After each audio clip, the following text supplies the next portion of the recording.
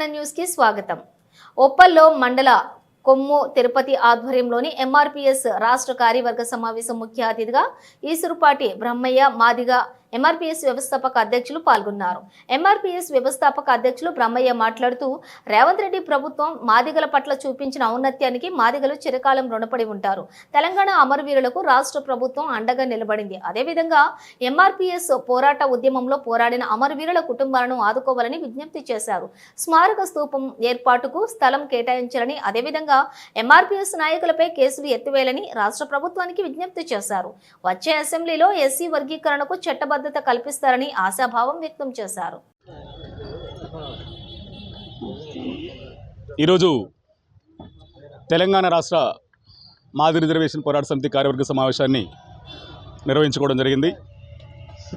ఈ సమావేశంలో ప్రధానంగా ఫిబ్రవరి 4న మాదిగల చిరకాల ఆకాంక్ష అయినటువంటి ఎస్సీ వర్గీకరణను అసెంబ్లీలో చట్టబద్ధత కల్పిస్తామని హామీ ఇచ్చిన హామీని నిలబెట్టుకునే విధంగా భారతదేశంలోనే ముందు వరుసలో ఉంటానన్న రేవంత్ రెడ్డి గారు మాట నిలబెట్టుకోవడంలో ఒక ఎంఆర్పీఎస్ కార్యకర్తగా, ఓ ఎంఆర్పీఎస్ నాయకుడిగా, ఎంఆర్పీఎస్ కార్యకర్తల నాయకుల బాధలు కష్టాలు మాదిగల స్థితిగతులు తెలిసినటువంటి గొప్ప మహోన్నతమైనటువంటి మనసున్న వ్యక్తిగా ఆయన ఇచ్చిన మాట నిలబెట్టుకున్నందుకు ఆయనకి ప్రత్యేక ధన్యవాదాలను, కృతజ్ఞతలు తెలియజేసుకుంటూ ఉన్నాం.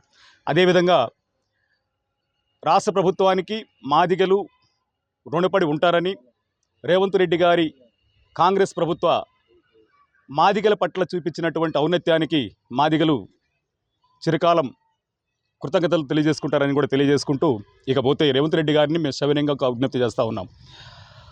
తెలంగాణ ఉద్యమంలో అసువులు బాసినట్టు అమరవీరులని ఏ విధంగా అయితే మీరు గౌరవించి గుర్తించి ఆ కుటుంబాలకు అండగా నిలబడ్డారో, అదేవిధంగా తెలంగాణ రాష్ట్రంలోనూ ఎంఆర్పీఎస్ ఉద్యమంలో అసువులు బాసినటువంటి మీ కాంగ్రెస్ ప్రభుత్వ సమయంలోనే అసువులు బాసినటువంటి మా సురేంద్ర మాదిగ, దామోదర మాదిగ, మహేష్ మాదిగ, భారతీయ మాదిగలు ఎవరైతే ఉన్నారో వాళ్ళ కుటుంబాలను ఆదుకోవడానికి తెలంగాణ రాష్ట్ర ప్రభుత్వం ముందుకు రావాల్సిందిగా శవనంగా విజ్ఞప్తి చేస్తూ ఉన్నాం. అదేవిధంగా మాదిగ అమరవీరుల వాళ్ళ ఆదిగ అమరవీరుల ఆశయ సాధన వర్గీకరణ సాధించిన క్రమంలో వాళ్ళకి ఒక స్మారక స్తూపాన్ని ఏర్పాటు చేయడం కోసం ప్రభుత్వం ఒక స్థలాన్ని కేటాయించి అందులో స్మారక స్తూపాన్ని ఏర్పాటు చేయడం కోసం కూడా ముందుకు రావాల్సిందిగా విజ్ఞప్తి చేస్తూ ఉన్నాం. అదేవిధంగా ఎంఆర్పీఎస్ నాయకులు, కార్యకర్తల మీద తెలంగాణ రాష్ట్రంలో కేసులు ఇప్పటికీ ఉన్నాయి.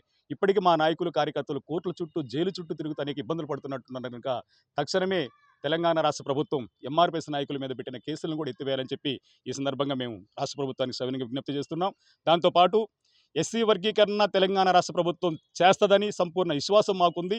అదేవిధంగా రేవంత్ రెడ్డి గారు ఇచ్చిన మాట నిలబెట్టుకుంటారనే భావన మాకుంది. దానికి ఆయన రేపు జరిగేటువంటి అసెంబ్లీ సమావేశాల్లోనే వర్గీకరణకు చట్టబద్ధత కల్పిస్తామని చెప్పని ఇచ్చిన మాటని మేము స్వాగతిస్తూ ఆయనని ముందుకు వెళ్లేంత మరింత మనోధైర్యాన్ని మాదిగ జాతి కల్పించాలని చెప్పి నా తెలంగాణ ప్రాంత ప్రజలకి సవినంగా విజ్ఞప్తి చేస్తూ మేము మరొకసారి తెలంగాణ రాష్ట్ర ప్రభుత్వానికి సవినంగా, మనస్ఫూర్తిగా కృతజ్ఞతలు, ధన్యవాదాలు తెలియజేస్తున్నాం.